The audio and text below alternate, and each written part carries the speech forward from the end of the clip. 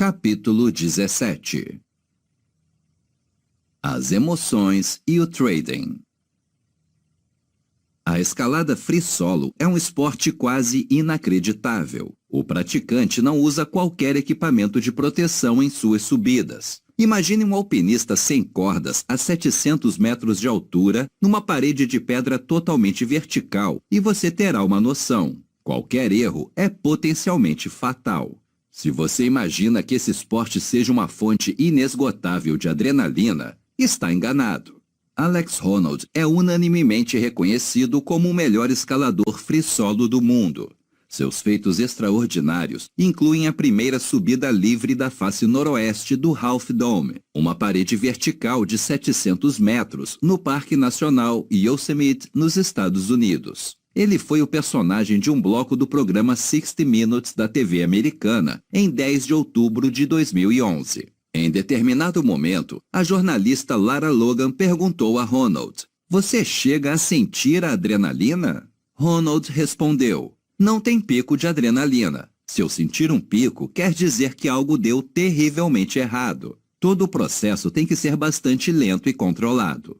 São palavras que poderiam muito bem valer para um trader especializado. A ideia hollywoodiana do trading como uma missão cheia de adrenalina, em que se correm riscos elevados, rende imagens incríveis, mas não tem nada a ver com o trading bem-sucedido.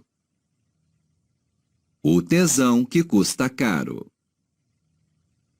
Certa vez, Larry Hite estava jogando tênis com um amigo que perdeu tudo negociando futuros. O amigo não entendia como Larry podia simplesmente seguir um sistema informatizado. "Larry", perguntou, "como é que você opera desse jeito? Não é chato?" "Eu não opero pelo tesão, opero para ganhar", respondeu Hite.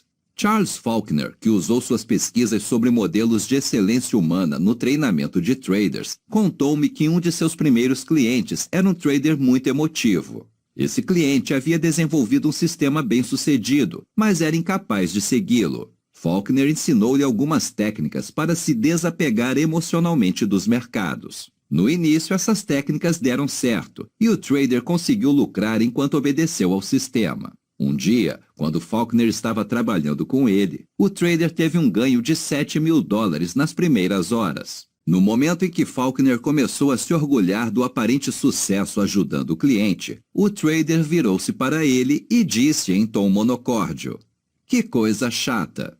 Acabaria por perder tudo." Ele sabia como entrar em um estado de desapego emocional, só que não gostava, disse Faulkner. A lição é que o mercado é um lugar onde a busca do tesão sai cara. Quem precisa vencer não consegue vencer.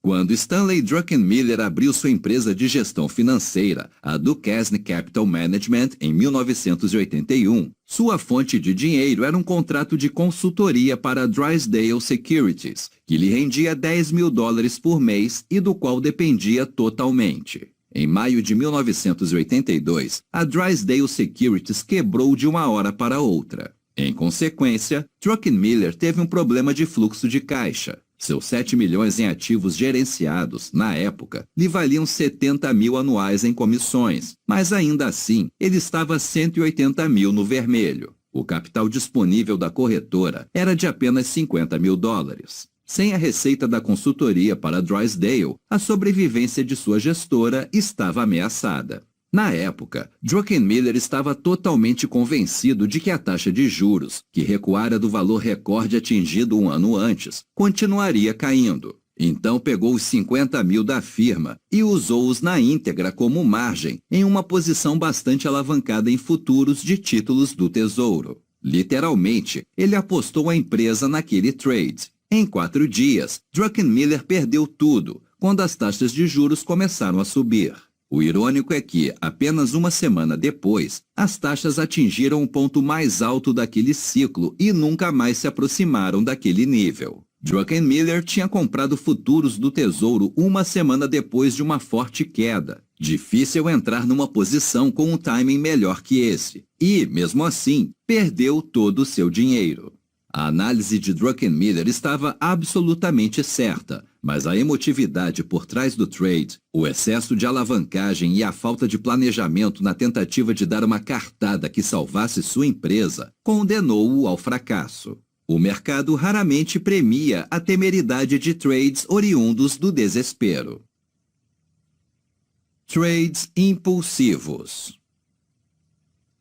Trades impulsivos podem ser perigosos. Quando perguntam aos magos do mercado quais foram seus trades mais dolorosos, muitos citam trades impulsivos como exemplos. O trade que Bruce Kovner considera de muito longe seu mais sofrido e, psicologicamente, o trade do fim do mundo, resultou de uma decisão por impulso. Bem no começo de sua carreira de trader, em 1977, houve um período de escassez de soja. Considerando os estoques diminutos e a demanda que continuava robusta, Kovner previu que os temores se estenderiam até que uma nova safra estivesse disponível. Para lucrar com a situação, adquiriu uma posição de spread altamente alavancada, ficando comprado no contrato de julho da safra anterior e vendido no contrato de novembro da safra seguinte. Sua expectativa era que a escassez faria o contrato de julho subir com muito mais força que o contrato da nova safra de novembro. A projeção de Kovner não apenas estava certa, mas espetacularmente certa.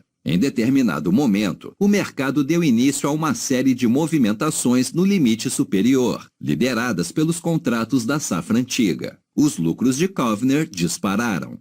Certa manhã, quando o mercado atingiu o novo recorde de alta, Kovner recebeu uma ligação de seu corretor. "A soja está na lua", disse-lhe empolgado o corretor.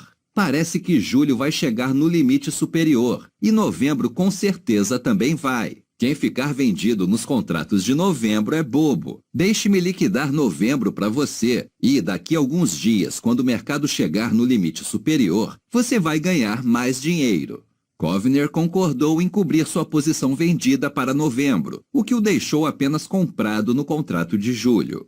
Perguntei a Kovner se tinha sido uma decisão no calor do momento. "Foi um momento de insanidade", respondeu. Apenas 15 minutos depois, o corretor de Kovner ligou de novo. Dessa vez, ele estava em pânico. "Não sei como contar isso a você, mas o mercado está no limite inferior. Não sei se consigo tirar você." Kovner ficou chocado. Gritou com o corretor para tirá-lo do contrato de julho. Felizmente, o mercado saiu do limite por alguns minutos e ele conseguiu sair.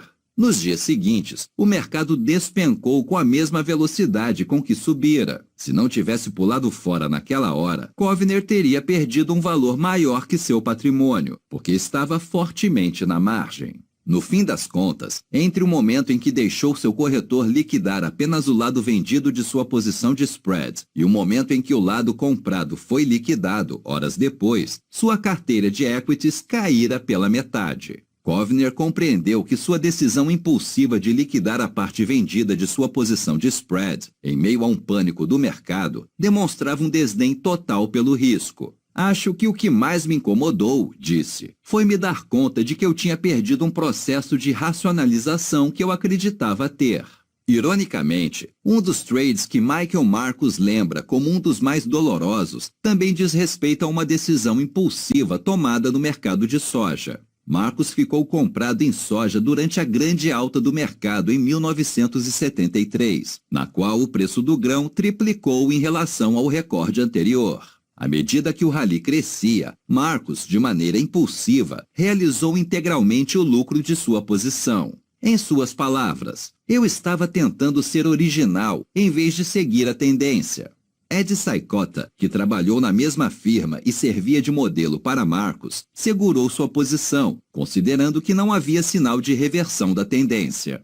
O mercado de soja continuou subindo, chegando ao limite de alta por 12 dias consecutivos. Durante esse período, Marcus nem tinha vontade de ir trabalhar, sabendo que os lances pela soja iam atingir de novo o limite superior e que ele tinha saído de sua posição, enquanto Saicota ainda estava nela. Foi uma experiência tão sofrida que certo dia, quando Marcus sentiu que não suportava mais, tomou um remédio fortíssimo para aguentar a dor. Marty Schwartz advertiu para o perigo de agir impulsivamente na tentativa de recuperar prejuízos no trading. Sempre que você leva uma pancada, disse, você fica muito abalado emocionalmente. A maioria dos traders tenta recuperar tudo de imediato, realizando uma jogada ainda maior. Sempre que você busca recuperar todas as suas perdas de uma vez só, está condenado ao fracasso.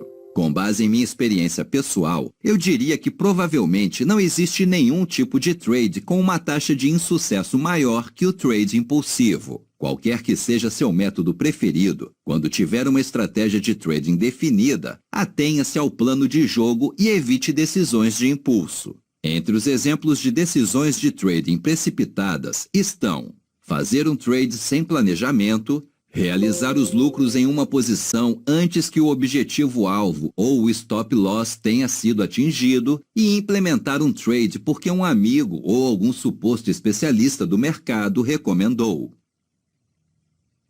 Não confunda intuição com impulso.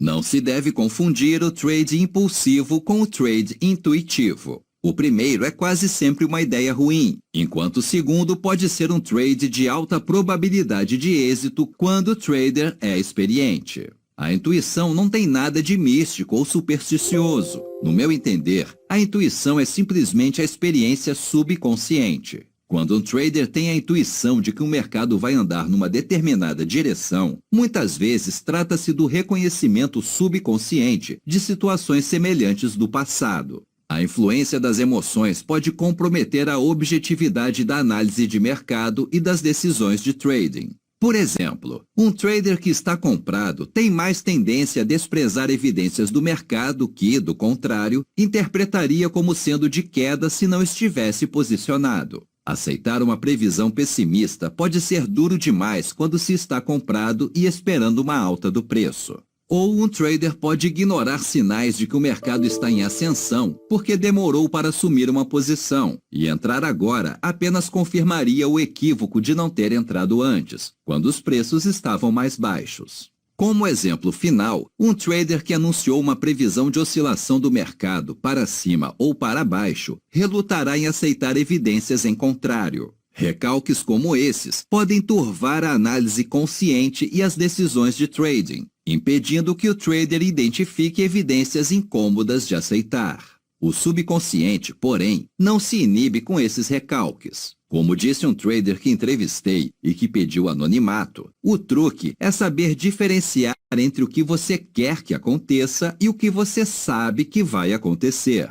Aquilo que chamamos de intuição pode ser simplesmente a síntese objetiva das informações disponíveis, com base na experiência anterior, sem as travas das distorções emocionais. Infelizmente, não dá para recorrer a nosso subconsciente sempre que queremos. Porém, quando essas visões do mercado se materializam como intuição, o trader tem que prestar atenção.